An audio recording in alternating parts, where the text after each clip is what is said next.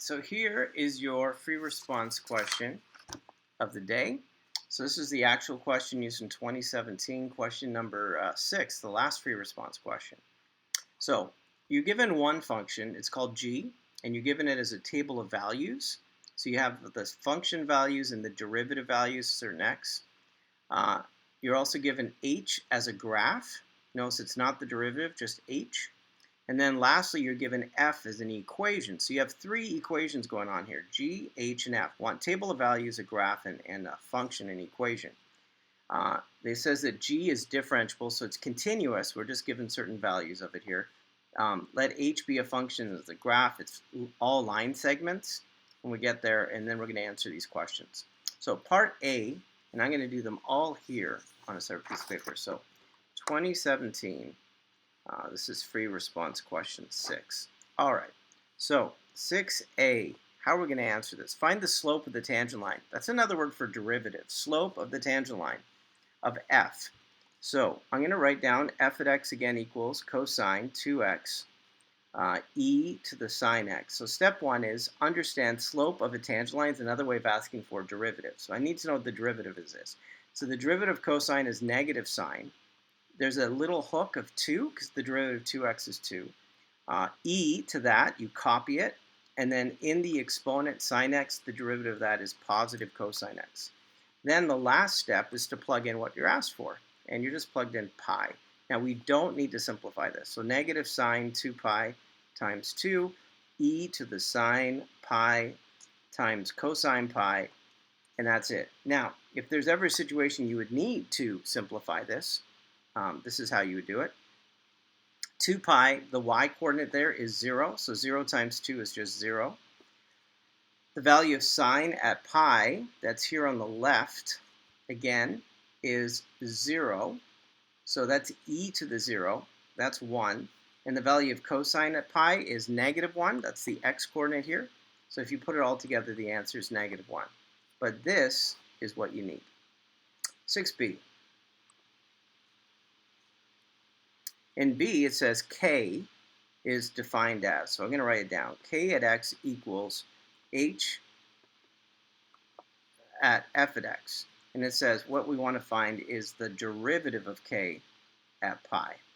So they're testing the rules, the derivative rules. Do you know them? So for this one, this is what is called the chain rule or the general power rule. And so it's the derivative of the outside times the derivative of the inside. Nice and simple. Then it says plug in pi everywhere you see. So it's the derivative of f at pi and the derivative at pi. So we're not quite done yet. F at pi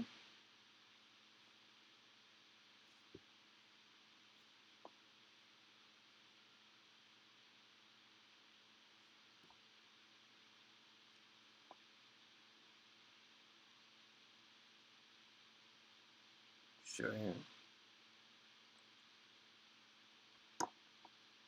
So f of pi, wherever there's x, so I'm just taking the function that was defined up here, but that's the derivative, so way at top, where is it? There it is. So I'm just going to write that down, cosine 2 pi plus e to the sine pi times the derivative at pi. Now, for some of this, you might actually have to simplify it, and some of you wouldn't have to. So what's the derivative of this? Well, I don't know and can't simplify it if I don't simplify this. So I actually have to do the work. So what's the cosine at 2 pi? So think where 2 pi is. It's over here on the right. It's positive 1 for cosine. E to the sine pi, so at pi on here on the left, that's 0. So e to the 0 is 1. And we just did this work. What's the derivative of pi if we need to? And you could have just copied this line down if you had to, but it's negative 1 there. So the derivative, 1 plus 1 is 2, times negative 1. So now you got to look off the chart. What's the derivative, or off the graph, I should say. What's the derivative of h at 2? So if you look off the graph for h, the derivative is the slope. So here 2, what's the slope right here of this line? So it's down 1 and to the right 3. So it's negative a third. So it's down 1 and to the right 3. And we're going to take that answer times negative 1, and you get positive a third. 6c. Let m be defined this way. So we're going to write that down. M at x is g at negative 2x times h at x. And what we're asked for is the derivative at 2. So let's do this together. So first I need to know the derivative. I guess it's testing your rules for derivatives. So the derivative of m at x, if I was even going to guess this for 2020, if they were going to do a question, open note and open calculator, this is the type of question you could expect where a calculator or notes or whatever, it may not even help you. It's such a general calculus question that this would be a good practice for what you need to do. So what's the power rule here, or the product rule? It's the first times the derivative of the second plus the second times the derivative of the first. And just make sure that you have that little hook of negative 2 that's connected to the derivative of the second.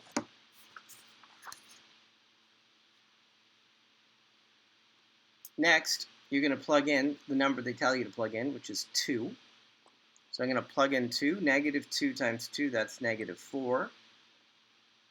This is 2. This is 2. This is negative 4. And then times negative 2. So we're on our way. Plug 2 in everywhere there's an x. What's the value of g at negative 4? So look here on the table of values. Negative 4, the value is 5. So plug in 5. What's the derivative, the slope, at 2? Well, we just did that. That's negative a third. Plus, what's the value of h at 2? Not the derivative, just the value of h at 2. So if I look at h at 2, what I'm looking for here is that value there. Now, I'm not going to estimate it. I need to know what that value is. So I needed the equation of that line so I know what that y value is, unfortunately. But I do know mx plus b, so it's just negative 1/3 x. The slope is negative a third and the y-intercept 0, so simply put, it's negative 1/3 x. So if you plug in 2, then what's the value at 2? And it's negative 2/3 is what I'm looking at. So plug in 2, and you can see that makes sense. It's negative 2/3. But we're making sure we know that's negative 2/3. The derivative at negative 4 for g. So we're looking off the table of values here. Negative 4, what's the derivative? And the answer is negative 1 for the derivative. And then we still have the negative 2. Now that's a great answer. If you really felt like simplifying it, I will do that for you. But that's a good answer there.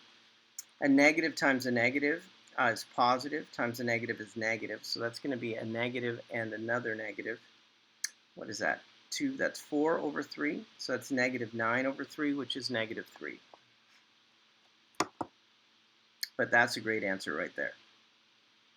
All right, last one, 6D. 6D says, is there a number c in the closed interval negative 5 to negative 3 such as the derivative at c is equal to negative 4? This is an A rock equals I rock kind of question. Now the I rock is given, that's negative 4. This is called the mean value theorem. And is there a spot along there? So I already have the I rock, which is negative 4. What I need to do is find the slope between negative 5 and negative 3 to know if left side equals right side, if there is one. That would be true. So what is the slope there? How do I find it? So f at negative 3 subtract f at negative 5. Negative 3 subtract negative 5. Let's see what the answer would be. So looking off the, it's not f, is it? What is it? It is g, sorry. So g. So looking off the table of values, what's the value of g at negative 3? So at negative 3, the value is 2. And then how about at negative 5? It's 10. And then the denominator, what's negative 3 plus 5? And then continue, and you notice that left side equals right side. So, is there a value between negative 3 and negative 5 where the derivative is equal? And the answer is yes, by the mean value theorem.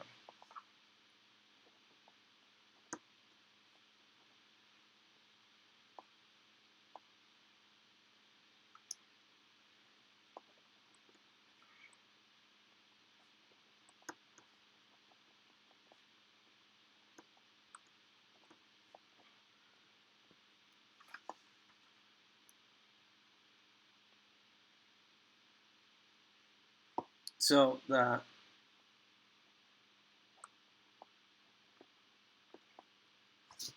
because of the mean value theorem, the instantaneous rate of change and the average rate of change, there must be at least one moment where they're equal to each other, and you're done. All right, Mr. G Math, over and out. Thank you for doing your work. Till next time.